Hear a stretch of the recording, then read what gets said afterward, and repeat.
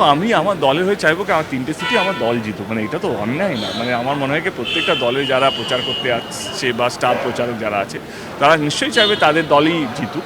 সেরকমই আমিও চাই এই যে 3টে সিট আমি আগে প্রচার করে গেছি সেই 3টে সিটের জন্য আমরাই জিতি, এবং যেই 2টো সিটের জন্য এসেছি আজকে বা কালকে যেইগুলো আমি প্রচার করতে যাব সেগুলো আমি চাইবো, আমি তো চাইবো 42টার দিকে 42টাই আমরা জিতি। বাট আমার মনে হয় আমি চাইলে তো শুধু হবে না, এবং যে কোনো দলের স্টার প্রচারক চাইলেই যে হবে তার কোনো মানে নেই। মানুষ কাকে বেশি বিশ্বাস করবে, মানুষ কার কাজকে চোখের সামনে দেখছে বা কার কাজকে শুধু জুমলাবাজি দেখছে তাকেই মানুষ ভোটটা দেবে। তো আমি কি চাইছি, অন্য দল কি চাইছে, তার চেয়ে বড় কথা হচ্ছে মানুষ কি চাইছে। নেতা ঢুকতেই জয় শ্রীরাম শুনতে হলো, সৌজন্যে আপনিও হ্যান্ডশেক করলেন দেখলাম। হ্যাঁ, আমার মনে হয় কি দেখো কথা হচ্ছে আমি বরাবরই আমার 10 বছর হয়ে গেল রাজনীতির মধ্যে, আমরা রামনবমী করছি, আমার জয় শ্রীরাম বলতে অসুবিধা নেই। আমার মনে হয় কি রাম ঠাকুর আমার মনে হয় কি ভারতবাসীর, শুধু হিন্দু বলবো না, আমরা অনেক দরগাতেও যাই, তো সেই জায়গা থেকে অনেক মুসলিমরা শিরডি সাই বাবাতেও যায়। তো আমাদের দেশে আমার মনে হয় কি ভারতবাসীকে ধর্ম শেখাতে আসবেন না।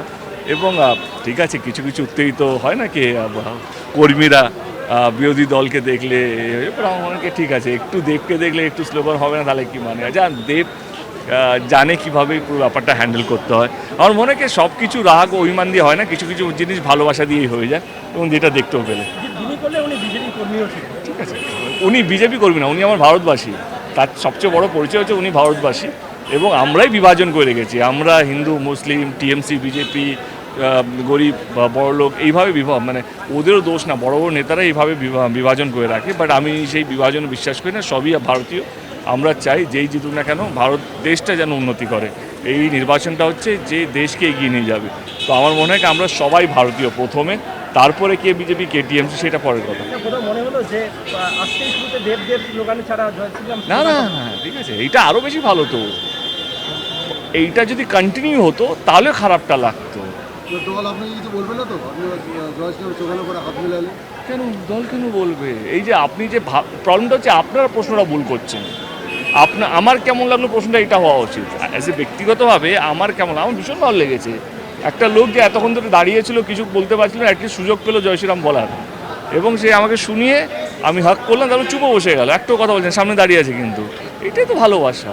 আমার মনে হয় সব কিছু যুদ্ধ উচ্চবাচ্য কথা বলে হয় না, চিৎকার করে হয় না, কখনো একটা সিম্পল ভালোবাসা একটা সিম্পল হাগেই হয়ে যায়। তো সেটা সবচেয়ে বড় প্রমাণ, তোমাদের সামনের প্রমাণ। মানে এইটা তো আমার সাজানো না, বা উনিও জানতেন না আমি বেরোবো কি বেরোবো না, উনি নিজের দলের কোনো কর্মীর জন্য বা নেতার জন্য ওয়েট করছেন। আমার মনে হয় এইটাই সবচেয়ে বড় উদাহরণ, এটাই সবচেয়ে বড় এক্সাম্পল।